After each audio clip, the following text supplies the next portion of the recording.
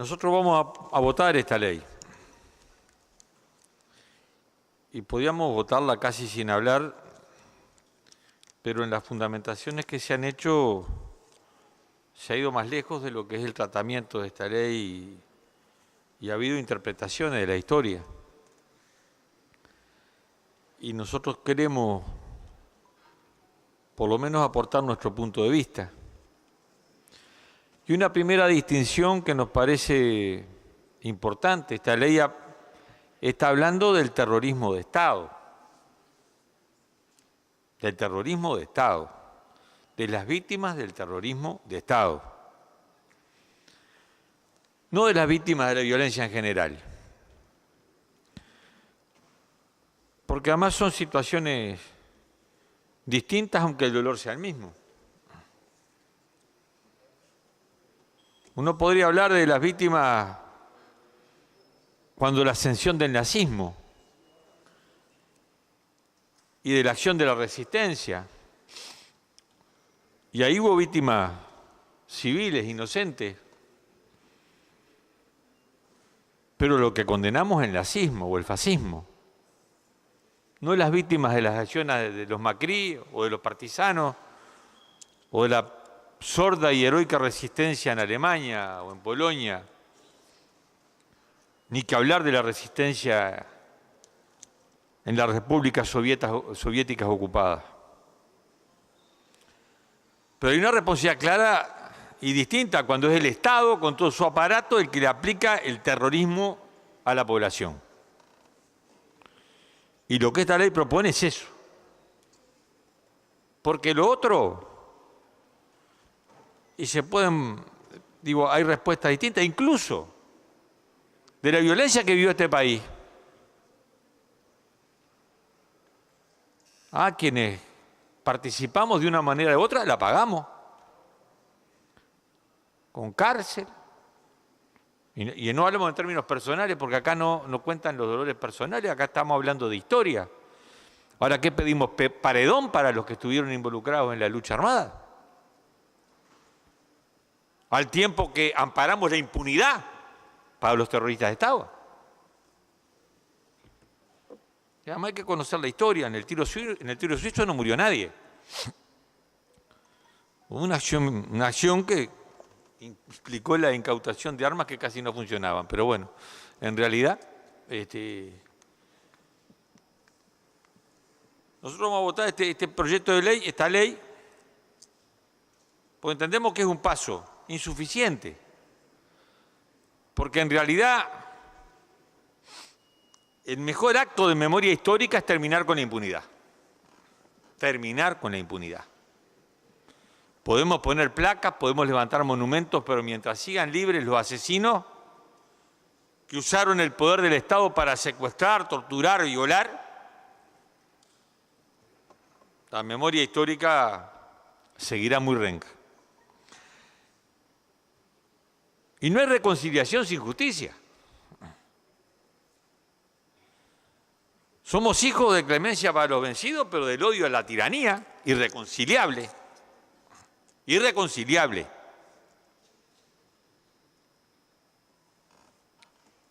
Y acá tenemos una situación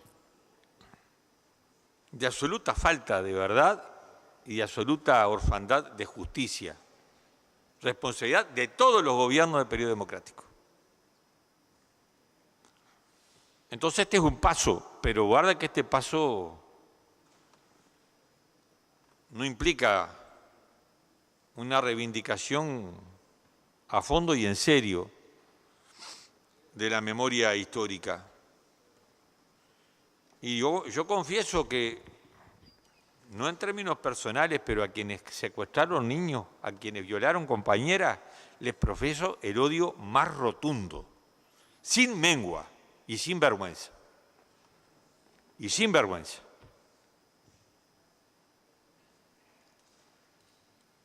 Y sobre el tema de la violencia, parece que este país fuera una isla de paz, que no hubo 1904, había un gobierno democrático, y se alzaron en armas. Entiendo que con justicia. Entiendo que con justicia, y lo reivindico. Y en el año 62, en 1904, era historia reciente. Nosotros nos criamos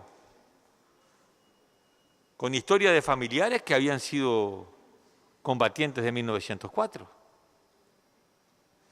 Armas que se guardaban en los campos. Y hubo una dictadura, la de Terra, que fue dictadura, y hubo levantamiento armado también.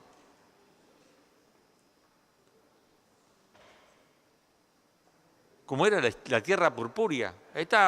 Eso que este país era una isla de paz, es una historia prefabricada. O hecha después, contada por los vencedores. No fue así. Y hay que pensar en la América Latina y el Uruguay de los 60, no mirarlo con la óptica de los 90.